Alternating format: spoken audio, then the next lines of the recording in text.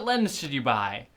This is a very complex question, but I'm here to answer it for you very simply. This is Quick Camera Queries, the series where I answer your tech and camera questions, and as you can tell, we don't edit these videos a lot, so we're leaving in mistakes like that. Basically, there are three main factors you need to consider when choosing a lens.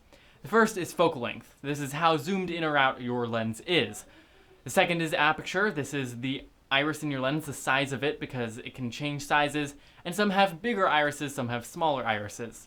The third one is price, because obviously you have a budget, so you can't go above that. Now, before I continue, I should mention that we do have a full video on lens specifications if you want to learn a little bit more about them. This is just going to be a very simple video. When finding a lens, the first thing I like to determine is, in fact, the focal length. Usually when going into it, I might already have one in mind. I might think, oh, well, for these kinds of shots, a wider lens might be nice. Or for these kinds of shots, which I may be doing more often lately, a more telephoto lens would be nice. Telephoto, by the way, is zoomed in, and wide refers to being zoomed out. Different camera sensor sizes, such as full frame, APS-C, or micro four thirds, will have slightly different focal lengths for the amount they are zoomed in, and this is due to something called crop factor. Basically, what I recommend doing is looking up a few lists for your use case and your sensor size. So for example, best lenses for wildlife photography on micro four thirds. And then you'll get some ideas of the focal lengths that you might want to consider.